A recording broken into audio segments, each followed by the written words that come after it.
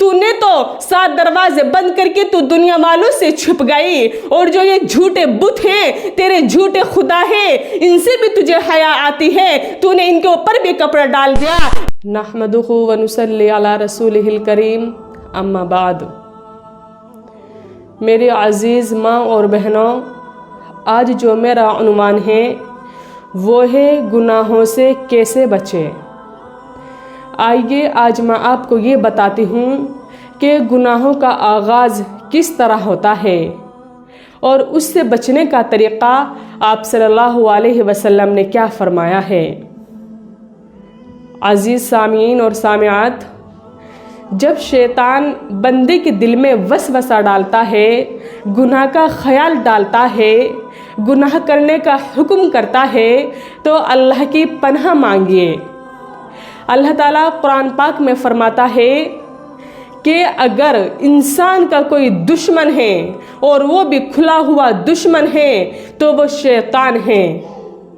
شیطان انسان کا کھلا ہوا دشمن ہے۔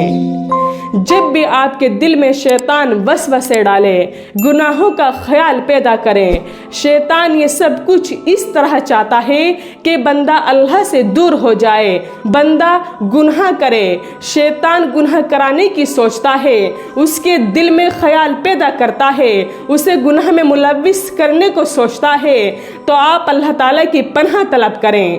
جب بھی اس طرح سے آپ کے من میں یہ بات پیدا ہو کہ مجھے یہ گناہ کرنا ہے، آپ کا نفس آپ کو گناہ پر آمادہ کرے، تو اللہ تعالیٰ کی پناہ مانگے۔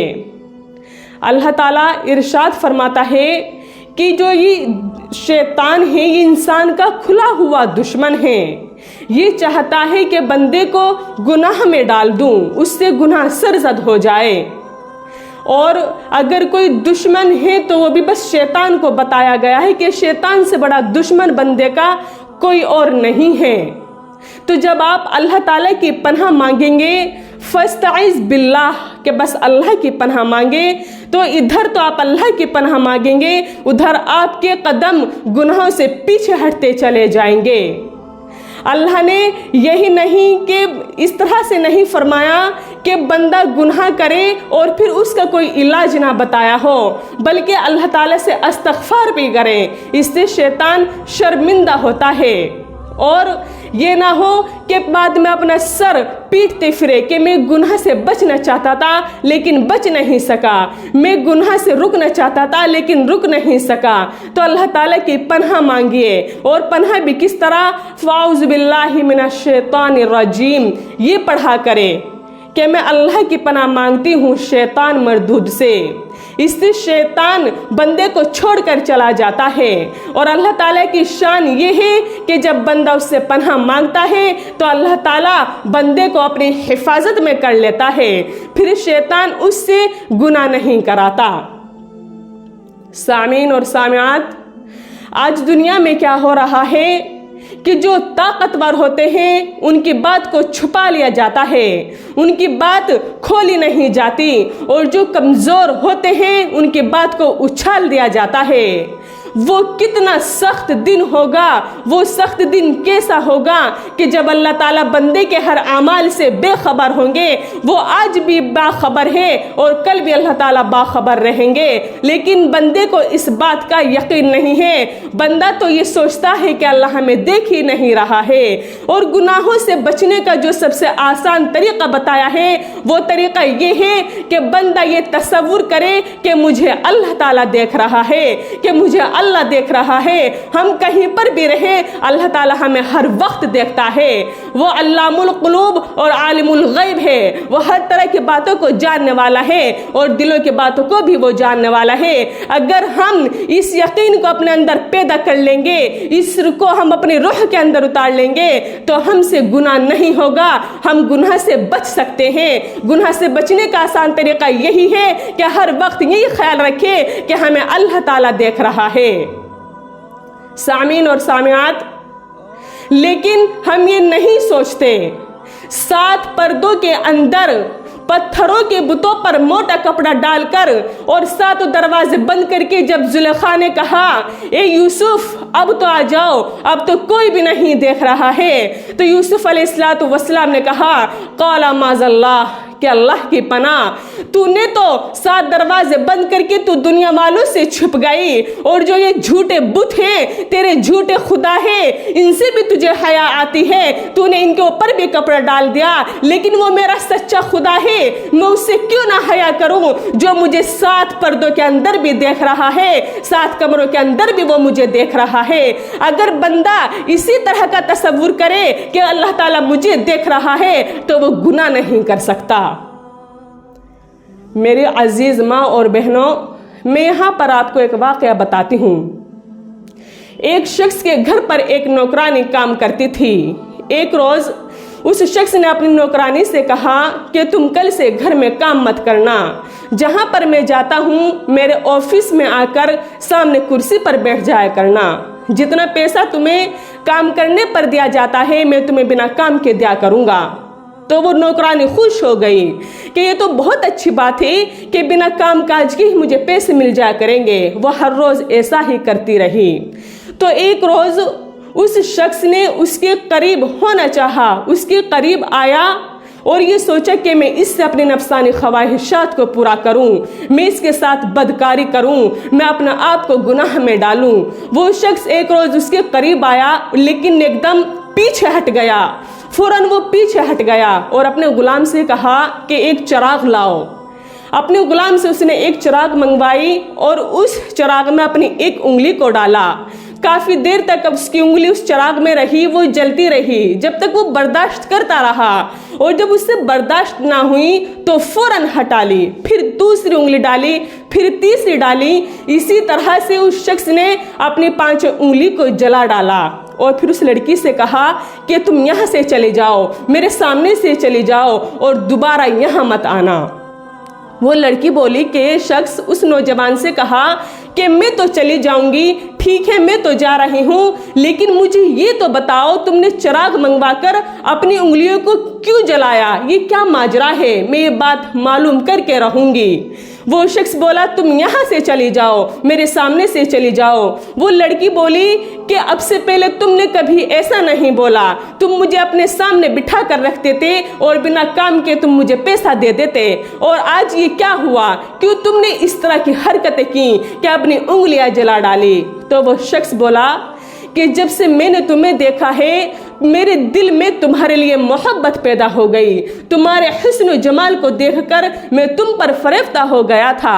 मैंने सोचा कि तुमसे अपनी नफ्सानी ख्वाहिशात को पूरा करूं, तुमसे बदकारी करूं, अपने आप को गुनाह में डालूं, लेकिन फिर मैंने ये सोचा कि पहले मैं ये तो देख लूं जो जहन्नुम की आग है उससे ये जो हमारी आग है दुनियावी आग 70 दर्जा हल्की है, मैं इस आग को बर्दाश्त कर सकता हूँ या नहीं। अगर मैं बर्दाश्त कर सकता हूँ तो फिर सोचूंगा। इसलिए मैंने एक चिराग मंगाया और उसमें मैंने अपनी उंगलियां डाली, लेकिन मैं बर्दाश्त नहीं कर सका। इस हल्की सी हरारत को, इस हल्की सी आग की हरारत को मैं बर्दाश्त नहीं कर सका, लेकिन वो जहन्नुम की आग कितनी शदीद होगी जो अल्लाह की दहकाई और भड़काई हुई आग है। और फिर मुझे ये बात याद आई, वो सच्चे रसूल, वो सादिक नबी मोहम्मद सल्लल्लाहु अलैहि वसल्लम ने इरशाद फरमाया कि जिना करने वालों के लिए जहन्नुम का दर्दनाक अजाब है। मुझे वो बात याद आ गई, लेकिन मैं ये आग, जब मुझसे ये आग बर्दाश्त ना हो सकी तो वो आग मैं कैसे बर्दाश्त करूंगा जो अल्लाह ताला की दहकाई और भड़काई हुई आग है। इसलिए मेरे दिल से जिना की मोहब्बत निकल गई और गुनाह की मोहब्बत भी खत्म हो गई। तुम यहाँ से चली जाओ, अब मैं कभी ऐसा नहीं करूंगा, क्योंकि अल्लाह ताला मुझे यहाँ पर भी देख रहा है। मैं सबसे छुप गया पर उस खालिक मालिक से नहीं छुप सका। ये ख्याल मेरे दिल के अंदर आया, मैंने अपने आप को रोक लिया।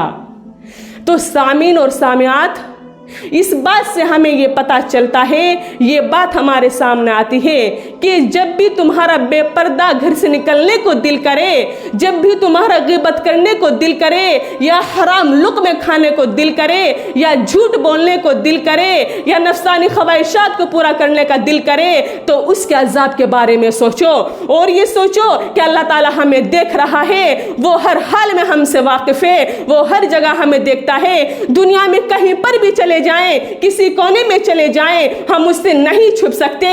دنیا والوں سے تو ہم اپنا آپ کو چھپا لیں گے، لیکن کل قیامت کے دن جب ہمارے نام اعمال سب کے سامنے کھولے جائیں گے، وہاں پر نبی بھی ہوں گے، ولی اللہ، صدیقین، شہداء سب ہوں گے، وہاں ہمیں کتنی شرمندگی ہوگی، کتنی شرمندگی ہوگی ہمیں اس وقت۔ ہم ہر وقت یہ سوچے تو ہم سے کبھی گناہ نہیں ہوگا۔ میری عزیز ماں اور بہنوں، نبی کریم صلی اللہ علیہ وسلم نے ارشاد فرمایا، اس وقت تک بندہ کامیاب نہیں ہو سکتا جب تک کہ وہ دوسروں کو گناہوں سے نہ روکے۔ اگر بندہ ہاتھ سے روکنے کی طاقت رکھتا ہے گناہ کو تو وہ ہاتھ سے روکے، اور اگر وہ زبان سے روکنے کی طاقت رکھتا ہے تو اپنی زبان سے روکے، اگر دل سے رکھتا ہے تو وہ اپنے دل سے روکے۔ لیکن آج ہمارا کیا حال ہے؟ ویسے تو ہم روکتے ہی نہیں ہیں گناہوں سے، جو کوئی کر رہا ہے تو کرنے دو، ہمیں بس اپنے سے مطلب ہے، ہم کسی کو گناہ سے نہیں روکتے تب تک کہ ہم کامیاب نہیں ہو سکتے۔ اور اگر ہم گناہ سے روکتے بھی ہیں تو ہمارا طریقہ ہی کچھ الگ ہوتا ہے، بجائے فائدے کے نقصان ہوتا ہے۔ بلکہ اللہ تعالیٰ نے تو گناہ سے روکنے کا طریقہ بھی بتا دیا۔ جب موسیٰ علیہ السلام کو فرعون کے پاس بھیجا، ان کو طریقہ بھی بتایا، حالانکہ وہ تو پیغمبر تھے، یہ بھی کہہ سکتے تھے کہ میں اپنے طریقے سے خود اس کو کہوں گا، خود میں گناہ سے روکوں گا، لیکن اللہ نے یہ بھی کہا کہ تمہیں کیا کیا بات اس کے سامنے رکھنی ہے اور کیسے اس کو گناہ سے روکنا ہے، یعنی کہ نرمی اختیار کرنے کو کہا۔ اور آج ہم نرمی سے کہاں، نرمی تو ہمارا اندر ہی نہیں۔ اگر ہم یہ چاہیں ہم نرمی سے، محبت پیار سے کسی کو ہم نے ایک کام کی دعوت دے اور گناہوں سے اسے روکے تو وہ انشاءاللہ ضرور مانے گا، لیکن ہمارا طریقہ ہی نہیں ہوتا۔ اور بعض لوگ یہ معلوم کرتے ہیں، یہ کہتے ہیں کہ ہم گناہوں سے بچنا چاہتے ہیں لیکن ہم بچ نہیں پاتے، ہم گناہوں سے روکنا چاہتے ہیں لیکن ہم اپنا آپ کو روک ہی نہیں سکتے۔ کچھ ایسا عمل بتا دیجئے کہ جس سے ہم گناہوں سے بچ سکیں۔ تو میری ماں اور بہنوں، سامعین اور سامعات، وہ عمل یہ ہے کہ ہر روز صبح کے وقت 10 مرتبہ اور بعض روایت میں 11 مرتبہ سورہ اخلاص کو پڑھا کریں۔